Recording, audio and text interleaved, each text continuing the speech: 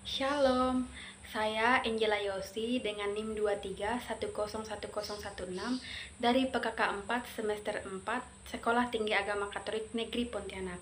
Di sini saya akan menjelaskan beberapa alasan masuknya agama Katolik ke Indonesia pada abad ke-16 dan 17. Latar belakang kedatangan Katolik ke Nusantara. Agama Katolik masuk ke Nusantara abad ke-16. Bangsa Portugis membawa misi penyeberangan agama Katolik ke Asia Tenggara dari Malaka ke wilayah lain termasuk Kepulauan Nusantara. Dan yang kedua itu ada misi Katolik di Maluku pada tahun 1546 sampai 1547. Maluku ialah wilayah pertama Nusantara yang menerima ajaran Katolik karena kedekatannya dengan pusat perdagangan Portugis. Misionaris terkenal di Malaka ialah Santo Franciscus Xaverius, iman dari Serikat Yesus, ke Maluku tahun 1546 sampai 1547. Di sini juga ada beberapa karya Franciscus Xaverius di berbagai wilayah.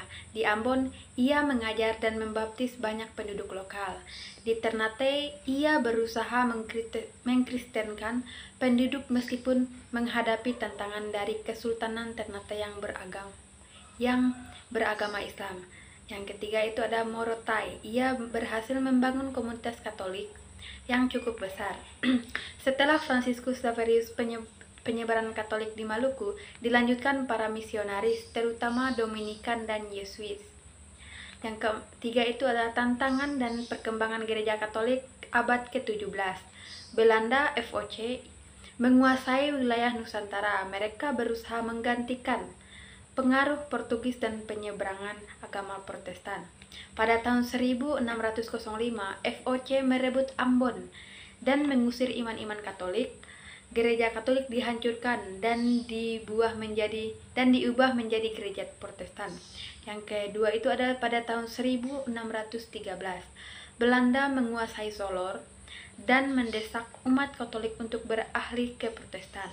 Pada tahun 1641, Malaka jatuh ke tangan Belanda, semakin melemahkan misi Katolik di Nusantara. Namun, agama Katolik tetap bertahan di berbagai wilayah terpencil, seperti Flores, Laratuka, Timur, dan Maluku Utara. Umat Katolik tetap setia pada iman mereka. Adapun yang keempat ini bertahannya Katolik di wilayah-wilayah tertentu, di mana yang pertama itu ada Laratuka, ialah Flores Timur. Komunitas Katolik bertahan dan berkembang berkat perlindungan raja-raja lokal. Laratika, pusat Katolik tertentu di Indonesia. Yang kedua itu ada Timur dan Sumba, mempertahankan iman Katolik meskipun menghadapi tekanan dari Belanda. Dan yang ketiga itu ada Maluku Utara, Kepulauan Kei dan Tanimbar, menjalankan iman mereka meskipun dalam kondisi sulit. Dari kesimpulan dari masuknya agama Katolik ke Indonesia pada abad ke-16 dan 17 ialah gereja Katolik masuk ke Nusantara melalui misionaris Portugis terutama di Maluku dan Nusa Tenggara.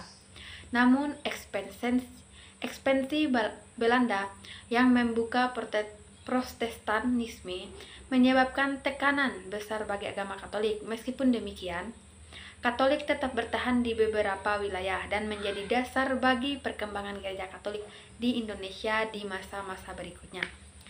Sekian pemaparan dan penjelasan dari masuknya agama Katolik di Indonesia. Shalom.